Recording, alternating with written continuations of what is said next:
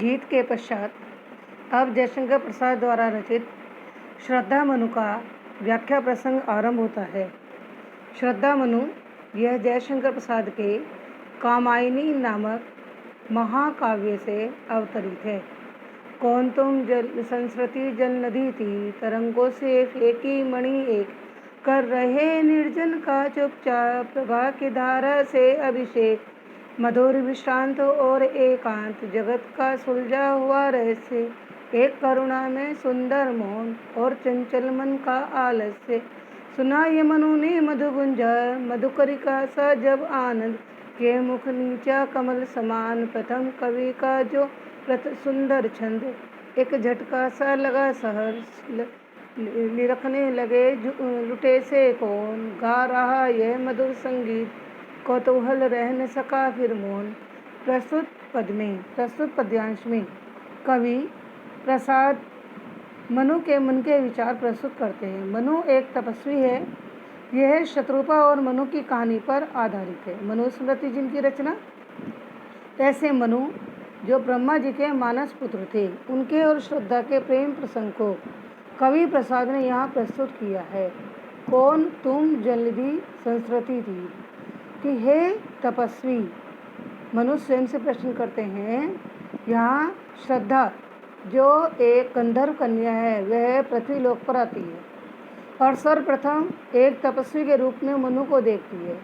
तो वे मनु से प्रश्न करती है, संस्कृति संसार रूपी जल निधि सागर, संसार रूपी सागर के किनारे तुम लहरों से फेंकी हुई एक मणि के समान कौन हो, कर रहे निर्जन का चुपचाप धारा की प्रभा की धारा से अभिषेक, कर रहे निर्जन इस शांत और निर्जन स्थान को चुपचाप निहार रहे हो। कैसे देख रहे हो?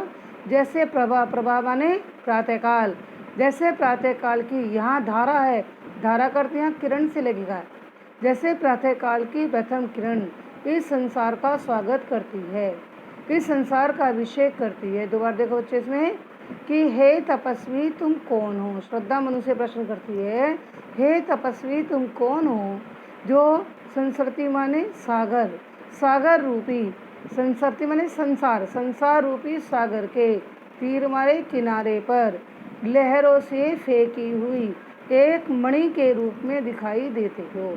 यहाँ रूपक अलंकार है। तुम तो इस निर्जन शांत पृथ्वी लोक को इस प्रकार निहार रहे हो, जैसे प्रातःकालीन उषा काल या प्रातःकालीन जो लालिमा है उसकी पहली किरण इस संसार का स्वागत करती है। मधुर विश्रांत और एकांत जगत का सुलझा हुआ रहस्य, जिस जगत माने संसार, जिस संसार को लेकर तुम इतने व्याकुल हो, वह तो अत्यंत मधुर है, अर्थात आनंद से भरा हुआ है।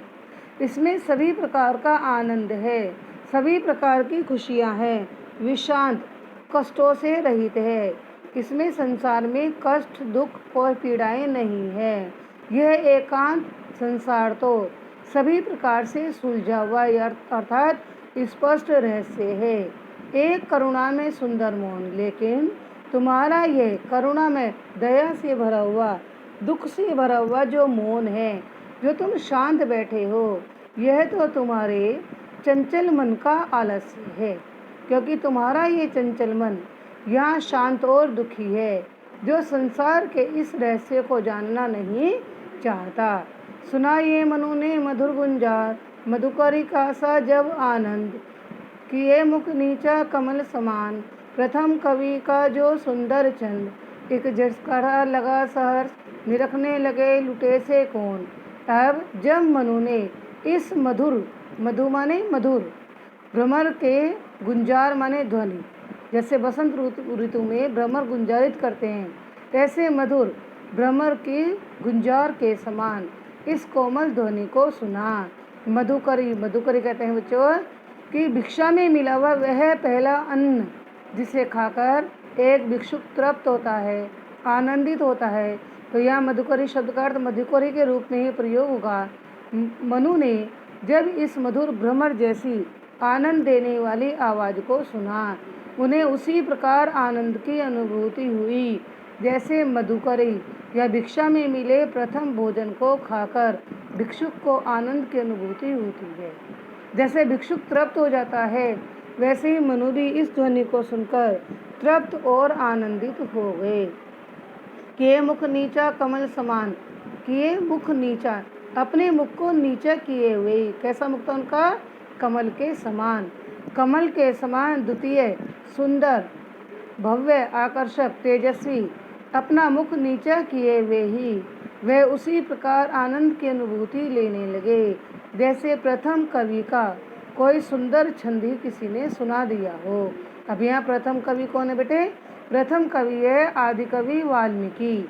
और उनका प्रथम छंद कौन सा है?